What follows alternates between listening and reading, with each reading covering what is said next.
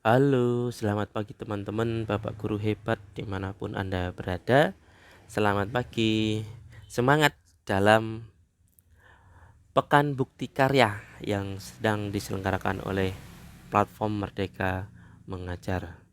Pada kesempatan kali ini izinkan saya berbagi mengenai salah satu pengalaman terbaik saya mengenai pengembangan hologram digital proyektor tenaga surya untuk meningkatkan minat dan hasil belajarnya di SMA Negeri Probur. Nama saya Arif Darmadiansah. Saya guru biologi di SMA Negeri Probur. Kebetulan pengalaman terbaik ini pernah saya bagikan dalam lomba inovasi pendidikan yang diselenggarakan oleh Kemendikbud. Saya lahir di Wonogiri pada tahun 88. Sekarang saya mengajar di Alor, Nusa Tenggara Timur. Baik Bapak dan Ibu yang saya hormati, adapun latar belakang dalam penulisan dan inovasi media pembelajaran ini adalah yang pertama bahwa SMA Negeri Probur terletak di daerah 3T, terluar, tertinggal, dan terdepan. Sekolah kami berbatasan langsung dengan negara tetangga Timor Leste.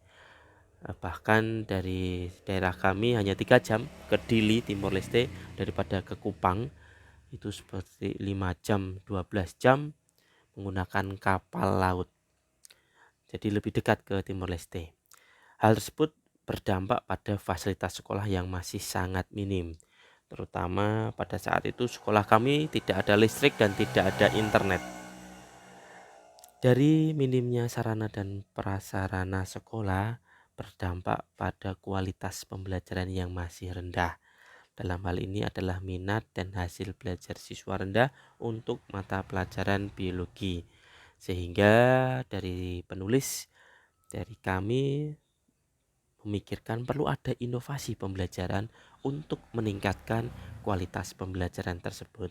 Nah, kira-kira gambaran sekolah kami pada saat itu adalah seperti ini. Muncul yang kedua adalah tentang rumusan masalah. Bagaimana minat dan hasil belajar siswa sebelum penggunaan hologram digital proyektor tenaga surya di SMA Negeri Probur. Bagaimana langkah-langkah pengembangannya, karena penelitian ini adalah R&D, untuk meningkatkan minat dan hasil belajar biologi di SMA Negeri Probur. Bagaimana minat dan hasil belajar siswa sesudahnya, kemudian apakah penggunaan hologram digital proyektor tenaga surya berpengaruh terhadap minat dan hasil belajar siswa. Dan yang terakhir, rumusan masalah yang kami ambil adalah bagaimana respon penggunaan HD Protens terhadap minat dan hasil belajar biologi di SMA Negeri Probur. Tujuan dari penelitian ini tentunya adalah menghasilkan produk berupa media pembelajaran, dan yang kedua memberikan alternatif penggunaan media pembelajaran di sekolah yang mungkin kondisi dan keadaannya hampir sama dengan sekolah kami.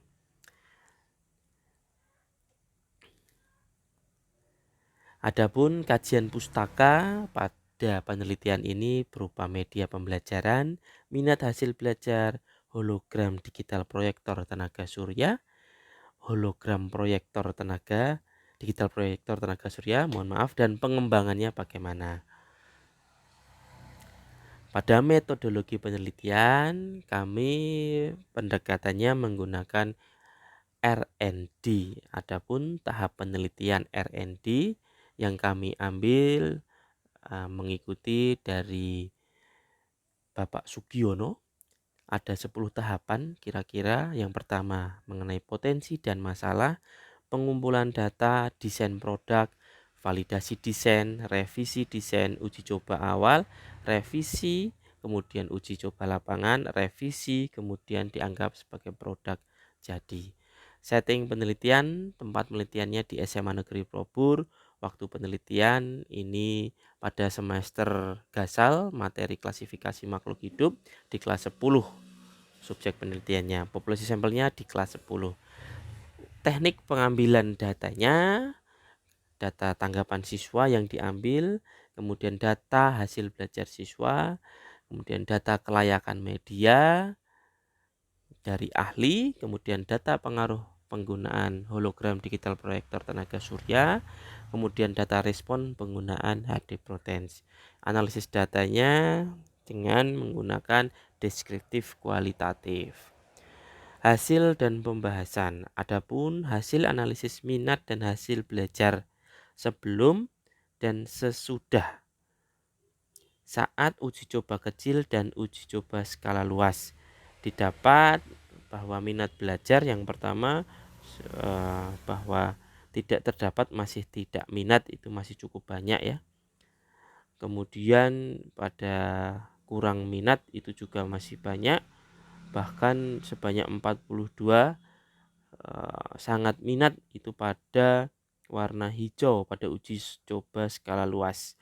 Warna merah tidak minat, masih sangat tinggi. Sehingga dari grafik ini dapat diambil sebuah kesimpulan bahwa terjadi peningkatan minat hasil belajar.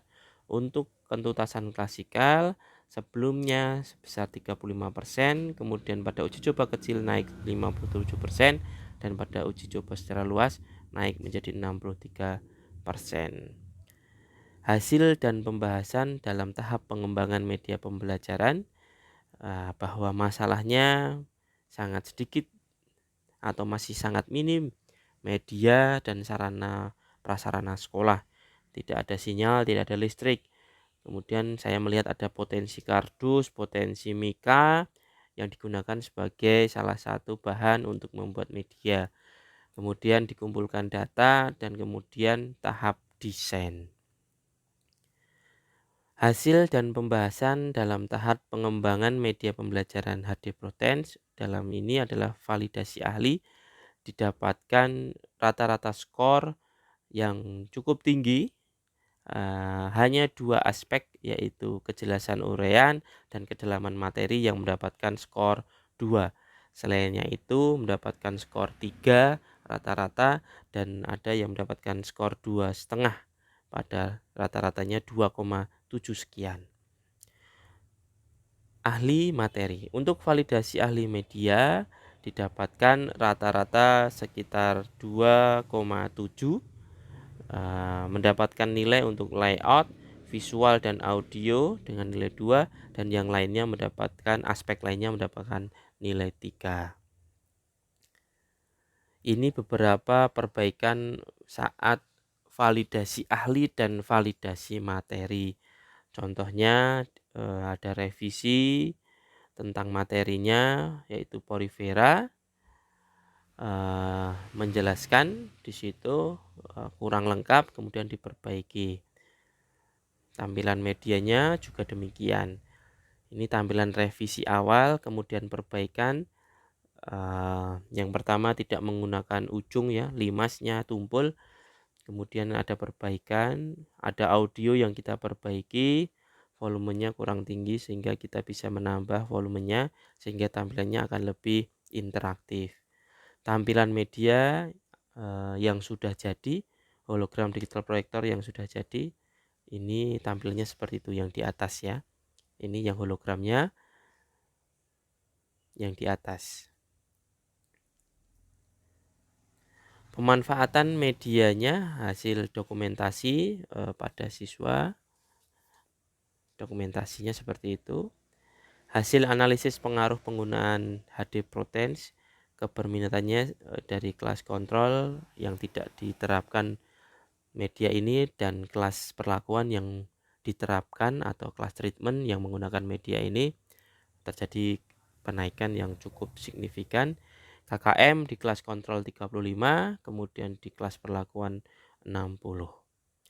Hasil analisis respon penggunaan HD Protens, tanggapan siswanya, skala kecil yang mendukung masih sangat sedikit, di skala luas yang sangat mendukung sudah jumlahnya sangat banyak sekali. Tanggapan guru juga demikian, sangat mendukung sekali terhadap inovasi media pembelajaran HD Protens. Untuk penutup dan simpulannya, bahwa minat dan hasil belajar siswa sebelum penggunaan HD Proten di SMA Negeri Probur masih sangat rendah. Keberminatan pembelajaran hanya 37% dan mohon maaf 7% dan ketuntasan klasikal hanya 35%.